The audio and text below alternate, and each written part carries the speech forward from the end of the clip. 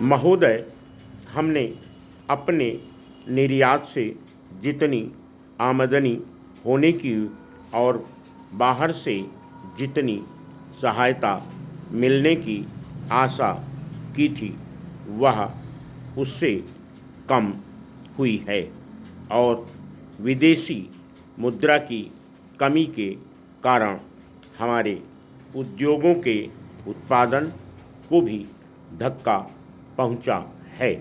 लेकिन इन सब कठिनाइयों से जो अचानक हमारे ऊपर आ पड़ी हैं, हमें निराश नहीं होना चाहिए। हमें हिम्मत से उनका सामना करना चाहिए। हमें अपनी गलतियों से सीखना चाहिए और दोबारा उनसे बचना चाहिए। सबसे पहले हमें अपने लोगों को पेट भर अनाज देने की व्यवस्था करनी है। मैं इसको सरकार का सबसे पहला कर्तव्य मानती हूँ। देश में पैदा होने वाले और बाहर से मंगाए गए अनाज के वितरण पर हम पूरा ध्यान देंगे।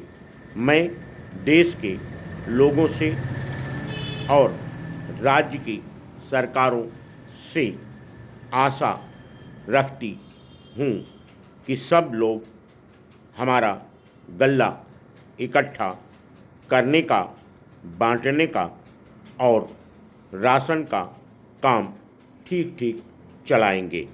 हम केरल जैसे इलाकों के लिए, जहाँ खाने की स्थिति नाजुक है, विशेष व्यवस्था कर रहे हैं। हम इस बात की पूरी कोशिश करेंगे कि जिन इलाकों में अनाज की कमी पड़ रही है, वहाँ माताओं और बच्चों को पौष्टिक खाना दें। हमें जनता की आवश्यकता का अनाज उपलब्ध करना ही है। इसलिए हम अनाज की कमी को पूरा करने के लिए बाहर से काफ़ी अनाज मंगाएंगे। हम संयुक्त राज्य अमेरिका के आभारी हैं, जिसने तत्परता से हमें सहायता दी है और हमारी कठिनाइयों को समझा है।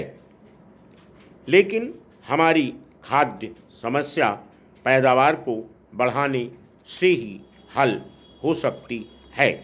हमने अब किसानों को पानी, रासायनिक खाद, ज़्यादा पैदावार देने वाले बढ़िया बीज और खेती के बारे में विशेषज्ञों की सलाह देने का अच्छा कार्यक्रम बनाया है। हमें यह भी याद रखना चाहिए कि खेती में आत्मनिर्भर होने के माने न सिर्फ अपनी बढ़ती हुई जनसंख्या को खाना देने में सफलता प्राप्त करना है, बल्कि हमें निर्यात के लिए भी ज़्यादा उपज करनी है। हमें जितनी जल्दी हो सके अपने देश में अपनी आवश्यकता भर का गल्ला पैदा करने की कोशिश करनी चाहिए। हमें ऐसे तरीके खोजने चाहिए जिनसे हम अपने गांव के लोगों को उत्साहित कर सकें और उनकी सारी शक्ति को निर्माण के कामों में लगा सकें। हमें गांवों के निर्माण में नई जान डालनी है और खेत मजदूरों की आमदनी बढ़ानी है। हमने अपने आर्थिक विकास की एक उत्कृष्ट नीति अपनाई है। Full stop.